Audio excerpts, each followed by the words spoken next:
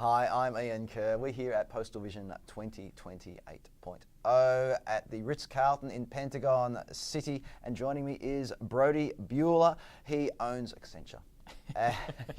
You're Global Managing Director for the Post and Parcel industry at Accenture, which means that you know where all the bodies are buried and you put some of them there. Perhaps, yeah. Perhaps. That's the kind of enigmatic response I was hoping for.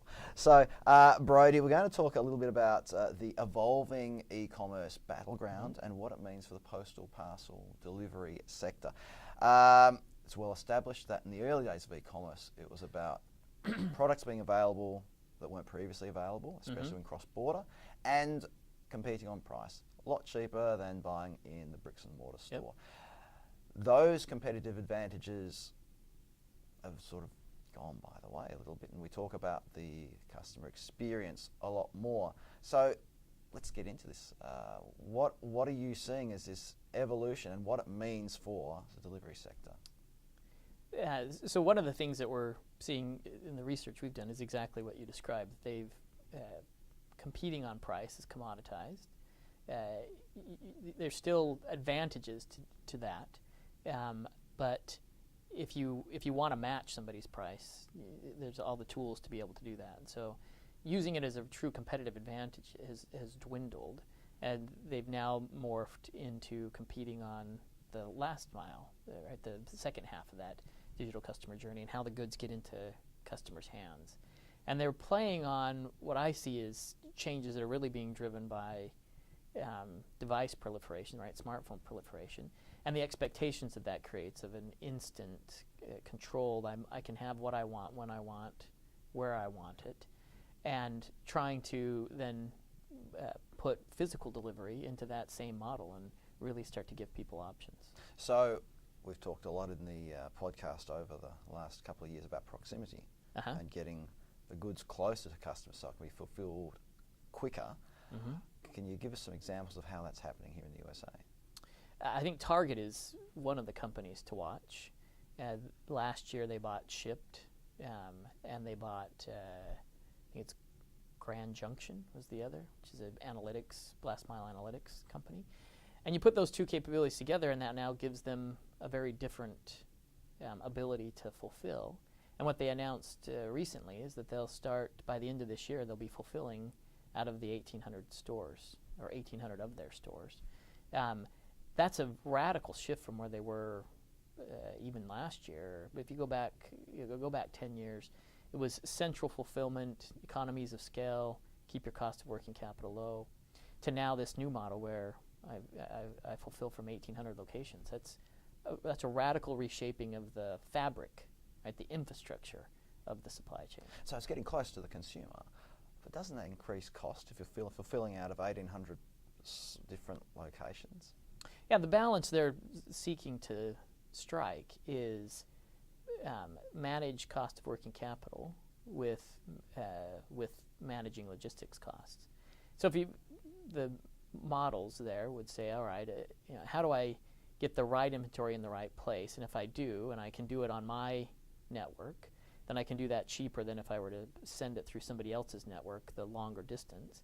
And then you just have to figure out the right last mile capability and sign up the right partners, or build your own in an Amazon sort of model. But that's a balance still to be struck, I think. I don't think any of them have really figured it out.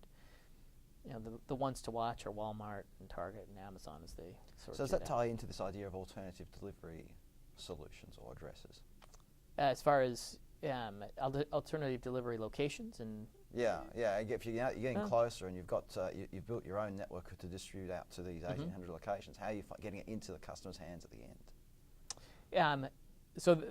I think we'll see some interesting experiments play out over the next couple years. There's some companies that are deliver to my cell phone sort of models where you either drop a pin or you say I want it and they bring it to wherever you are.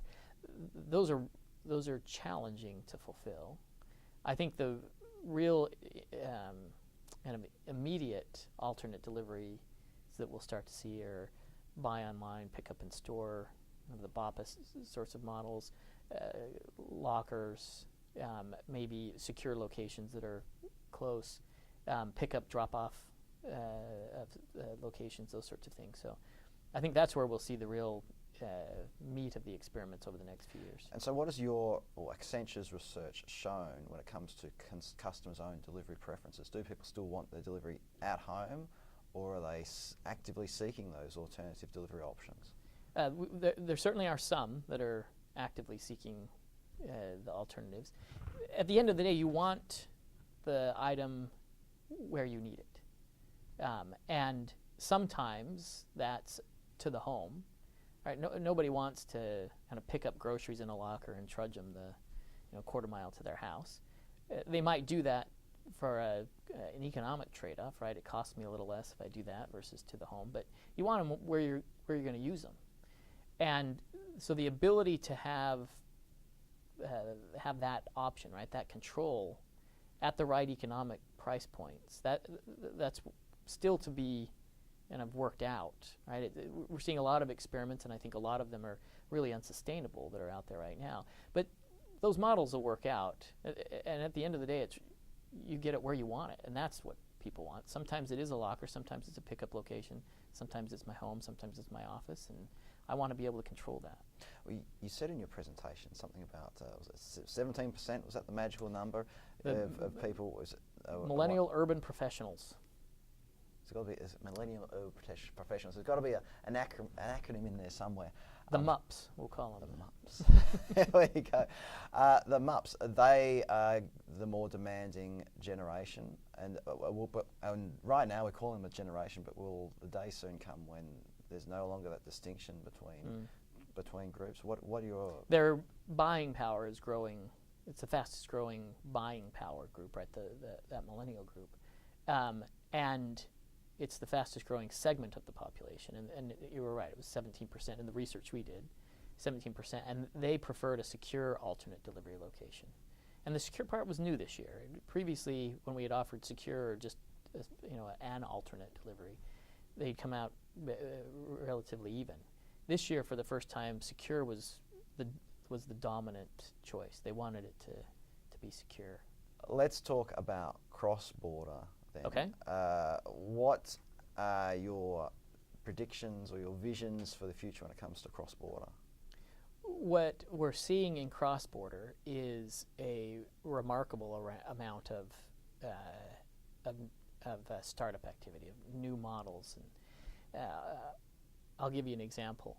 If you look at kind of pick UPS or USPS or any of these models here to the UK, you're probably looking at paying $20 to $25 for that delivery. We looked at one model where they were using free shipping from the retailer to their center. They were getting air freight over to the UK at about 75 cents a pound, and then they were crowdsourcing last mile in the UK for about $2. So cost-wise, you put customs clearance and those sorts of things in. Cost-wise, they were under $5 in cost, and offering a $10 to $15 next-day product into the UK. That gives you a sense of kind of the different economics that exist in these asset-light, information-rich startups that we're seeing.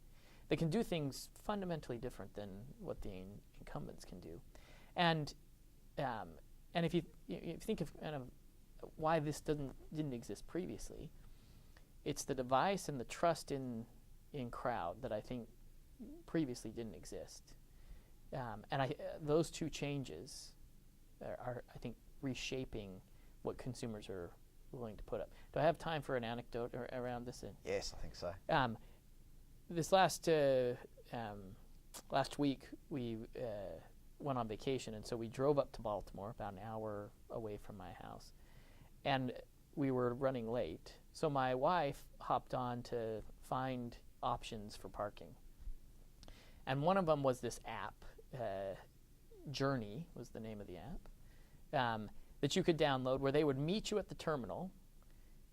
They would take your car, park it, bring it, and then when you came back, they would bring it back and have it waiting there at the terminal. So we pulled up to the terminal. The guy was there. I hand him the keys. We get on the plane. A week later, we come back. She entered in the app the time of our flight. We get a call as the first bag comes off in the baggage claim. We get a call, your car's out front. We walk into the car, drop the bags, and drive off. And you hear something like that, and if I told you this story 10 years ago, or that I was thinking of starting a company like this, you would have said, no way. Who would be stupid enough to give their keys to some random stranger and let them drive off their car? You're going to have half the car stolen. I didn't think twice about it. And as we got back, I told my wife, I was like, this is going to be really funny if our car's been stolen. But that's the sort of trust in this new economy that did not exist previously. We're getting more and more comfortable with these new models that allow these organizations to do things in very different ways in a partnerial, leveraged ecosystem versus having to build their own assets. Does that mean that our global postal cross-border system is destined to go the way of the dodo? The global cross-border postal system is broken right now, I think. I'll probably get in trouble for saying that. I don't think you're on your own. But done right, it is the most powerful network, right? Nobody has a lower cost network in any of these countries than the postal organizations, last mile network. And if they can get the interoperability, if they can take the friction out of the back and forth, the passing between the organizations, that is enormous right now. If they can get that friction out, then I think they're highly competitive. It's who's going to kind of go through that effort to take that friction out, and that's where the UPU really needs to step in and do some heavy lifting. We were going to talk about getting to know the customer, but I think we're going to run out of time if we go down that little rabbit warren right there. What we might talk about just is something really quite revolutionary that you talked about in your presentation just now, which was continuous delivery. Continuous delivery. Can you introduce the concept, please?